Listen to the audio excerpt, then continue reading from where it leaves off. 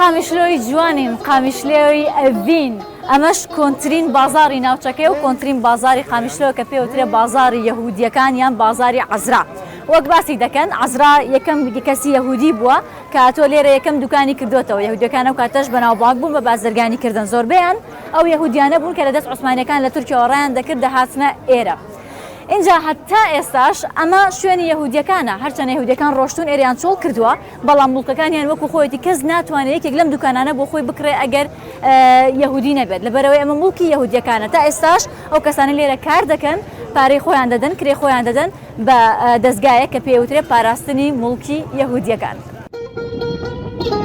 باژێرە قامیشلۆ سەر بە پارێزگەهە حەسەکەیە لەگەڵ باژێرە نسێبینە ئێ باکوورێ کوردستانە هەف سنوورە زێدەتری 185,000 کەسی لێ دژین.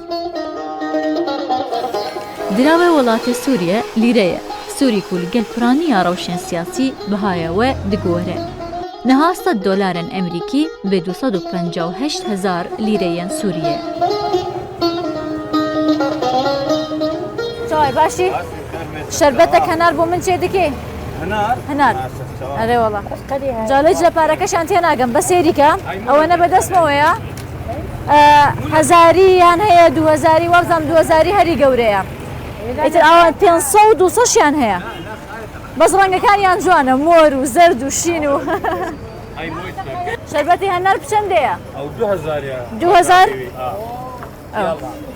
مۆرەکەیە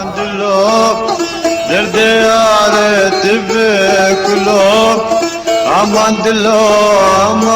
dilo derde yaret be kulom jani aşkı ave dilo لا ڕۆژ ئاوا زۆر گرنگی بە نانی بەیانیە درێت زۆر حەزیانە نانی بەیانیە تەنانەت بازارێکی تایبەتیان هەیە کە پێڵێن بازارێتە شتێک کە هەموو شتێکی نانی بەیانی تایە خەڵکە توانێت بێ لێرە ماسی تازا کە خۆیان دروستێکەنەمی فرێش لەگەڵ گێمڕ لەگەڵ هەموو شتێکە بۆ نانی بەیانی بتەوێت لێرە هەیە بۆ نمونە هەنگجوین شتی دیکە خواردنێکی دیکانەوەی دووکەڵی لێڵەسە نازانم چێ بەخوا شتێکە ئاوای لێکە و شتێکی پیاکە و چاوای باشی سپێدە باش چی دروست دەکەی ئەوە ناوێوی چییە؟ ئەو مامونیە مامونیە؟ بەڵێ مامونیە ئێتە ئێرە مامونیە چییە؟ چی تێدایە؟ مامونی سمیدە شەکرە ڕوونە ئەو سووریە سمید شەکر ڕۆن ئەیوە بەس بۆ سپێدەیە نا؟ بەڵێ تاشتیە قال لێ بنەرم چییە؟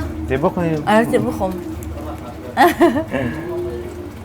ئەژی برسیم بەڵێ عافێر دەست خۆش چاویم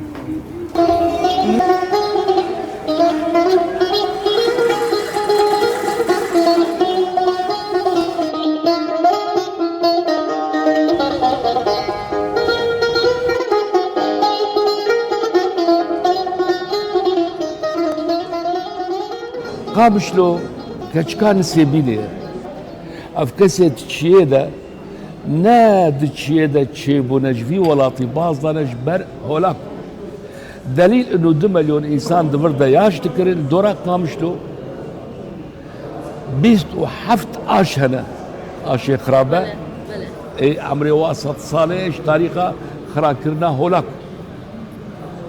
ئەو وڵاتێمە بێ شینیمە حتا ساڵا 15 قرنێ 15 خلاص بوو ئەم کەتر قرنێ 1512 تەنزیماتی سوڵتان سەلیمە یەکی لە ترکی چێبوو بە ئالیکاریە ئەشرەف بەدلیسی میرێ کوردای بەدلیسی ئەو وڵات لێک و ساڵە 1516 دێرە زۆر ئەشرەف بەدلیسی بقەوەتە لەشکەرێ عەشیرێ کوردا لێک وەختێ فەرەنسا کەت قامیشلۆ و کەت سووریدە عەشائرێ مسیحیە شتۆڕێ ژنسێبینێ ئێش فەرمانێ وش قەتل عامێ خلاص بوون بەرێ خۆدان قامیشلۆ لێنۆ ئەمن و ئەمان فەرەنسیار دیتن و ملەتێمە ئێدوی وڵاتێمەدا کوردێمە عەرەبێمە وا قبول کرد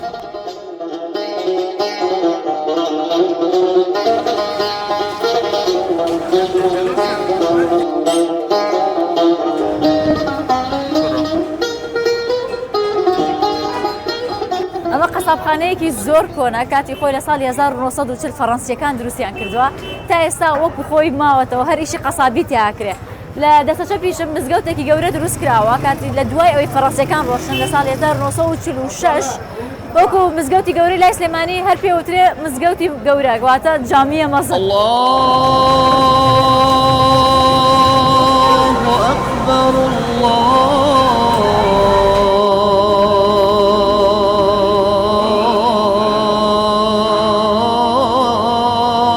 أكبر. خانیان کەون و کۆلانên تەنگ دیمەنێکی جودا ددن باژێرە قامیشلۆ.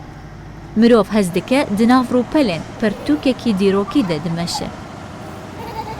ئەم دەرگاسپیە ماڵی هونەرمەندی بەنێ و بانگی کورد محەممەد شێخۆیە کە زۆربەمان گۆرانەکانمان هێشتا لە بیرە و لەسەر زمانمانە. ماڵەکەی وەکو خۆی ماوەتەوە بەڵام کلیر دراوە و کەسی تیاناژی بەڵام وەکو دراوسەکان باسەکەن ئەڵەن جارجار کەسێک دێت خاوێنی دەکاتەوە.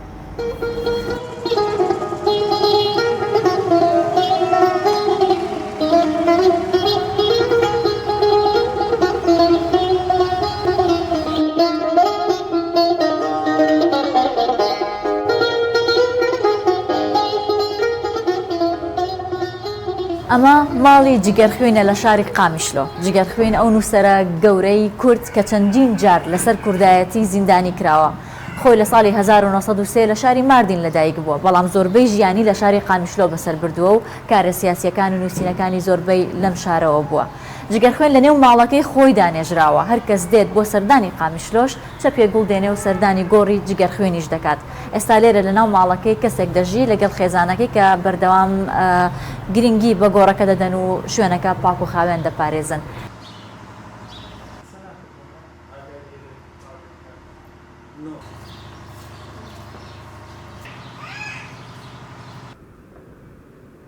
قامیشلۆ ساڵە 1925 فەڕەنسا کرد باژار. چما ناوێکردن قامیشلۆ ئەو چەمێ ئەم لەسەر سەکرین مەناوێکردنە جەقجەق ئەو چەمێ هەرباس هاویردۆرێ وێ زل بوون قەسەب بوون قامیش تێدا هەبوو هەموو قامیش بوو بەڵێ. منطقە جنسێ بینێژ نەواڵە بۆ نسرا منبەعە جەقجەق جێژێ دەردکەوێ کانیاوێ حتا بگێ قامیشلۆ هەموو زل بوون ناوێکرد قامیش ترکی قامیش زلە قامیش زلە قامیش لی باڵ بێت دیار بەکر لی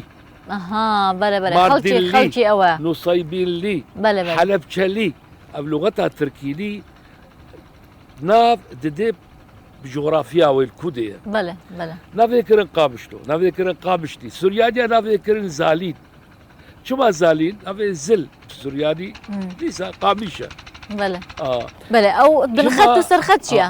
چماکردن بنخەت و سەرخەت ساڵە 1910 ئەڵمانە و سەڵتەنەتا عوسمانی ئالی هەفتوو کرێن خەتا ترێنێ ji بەغدادێک شاندن حتا بەرلینی خەتك چیە حەلەبێ خەتك چیە ستەمبۆلێ ستەمبۆلێ چێ بەرلینی ئەف خەتا ترێنێ جێ تێدەچوو حەچی کورد و کوردستانە لە باشوورێ خەتا ترێنێما ناوێوا کرد بنخەت و حەچی کورد و کوردستان لە باکوورێ خەتا ترێنێمان ناوێوا کرد سەرخەت.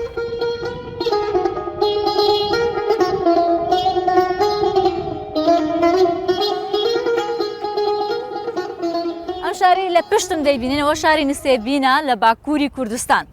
جا ئەو دیوارەش کە دەیبینن تەنها شتێکە کە لە نێوان قامیشلۆ و نسێبیندایە قامیشلۆ لێرەیە ئەو دیوارەش دەستکردە لە ساڵی 1953 و 54 ناتۆ دروستی کردووە ئەو کاتە بەتەل دروست کراوە دەڵێن لەژێر تەلەکە شاڵغامیان داناوە زۆر کەس ئەو کاتە بوونەتە قوربانی لەبەرەوەی ویستویانە ئیشوکاری خۆیان بەردەوام بکەن لەبەرەوەی شارەکان سنووریان نەبووە خزمەتی زۆر بۆ تا ئێستا خێزان هەیە لە قامیشلۆ کە براو کە سوکاری لە نسێبین دەژین ئەمەش قامیشلۆکە ئەڤینەیە کانی هەڵەبجەی ڕوودا و قامیشلۆ.